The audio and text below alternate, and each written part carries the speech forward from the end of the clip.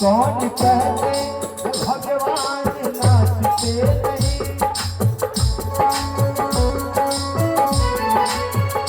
कौन कहते भगवान नाचते नहीं, गोपियों की तरह हम नचाते नहीं, गोपियों की तरह हम नचाते नहीं।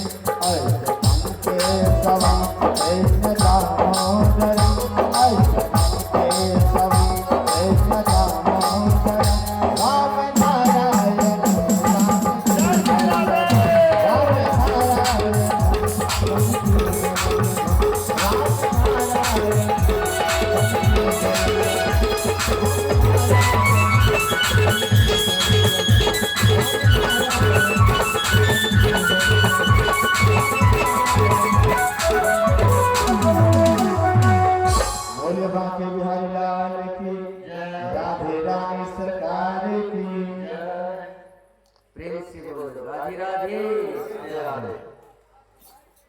इन्हीं उत्तानपाद के वंश में एक राजा हुए, उनका नाम था अंग, लेकिन उनका विवाह हो गया मृत्यु पुत्री सुनीता से, और जिसके चलते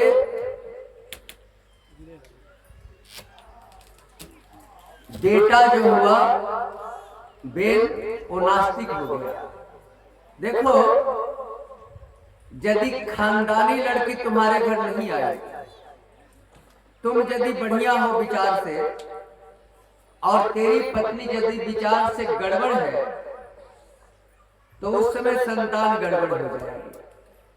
राजा धर्मात्मा तो थे अंग, लेकिन इनकी पत्नी मृत्यु की बेटी थी सुनीता, जिसके चलते दुष्ट बेटा बेन हो गया। राजा को ही राज्य छोड़ के भागना पड़ा, बोला चलो हटो, गद्दी पर हम बैठेंगे। अब राजा सोचे कि कितना झगड़ा करेंगे इस दुष्ट से। राज्य में सारा पूजा पाठ बंद करा दिया कि यदि किसी को माला जपना है तो मेरे नाम का माला जपे, किसी को हवन करना है तो बेनाए स्वाहा, मेरे नाम से हवन करे, हम ही देवता है। अब सारे महात्मा एक दिन आए बेन के पास और बेन को समझाए, अरे सुनो, भगवान का मजाक मत उड़ाओ, नहीं तो तेरा भगवान मजाक उड़ा देंगे तो राम नाम सत्य हो जाएगा। नहीं माना। संतों ने ऐसी कस के हुंकार भरी कि बेन का प्राण ही निकल गया।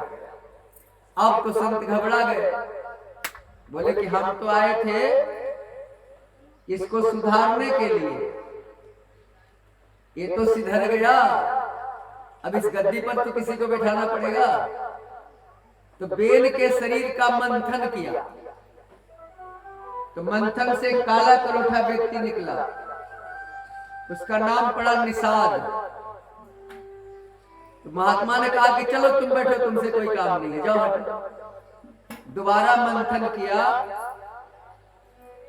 तो एक सुंदर सा लड़का निकला, उनका नाम हुआ पृथु भगवान, और उन्हीं के बेटी के पृथ्वी के नाम से धरती का नाम पृथ्वी पड़ा। तो वो बड़े धर्मात्मा थे। इस तरह से इसे भारतवर्ष को संभाला बढ़िया से। उन्हीं के वंश में एक राजा हुए, उनका नाम था प्राचीन बरही। इसी उत्तानपाद के वंश में। तो प्राचीन बरही कैसा यज्ञ करते थे? तो यज्ञ में पशु का बलि देते थे। कैसे हम लोग पूजा पाठ के नाम पर देवी देवता को भी बदनाम करते हैं बलि देके। तो एक दिन नारद जी प्राचीन बरही के यहाँ आए।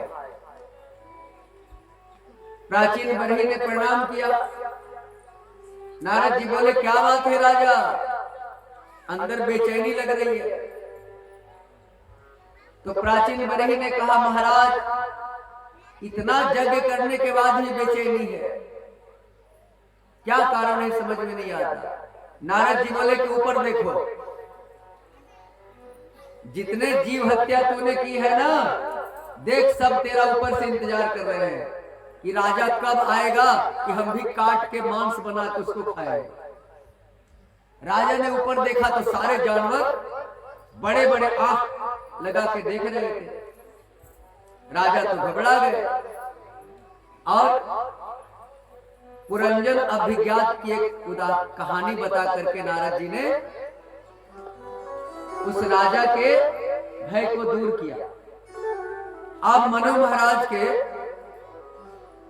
सबसे छोटा बेटा, जिसका नाम था प्रियव्रत, सबसे छोटा, तो प्रियव्रत के बारे में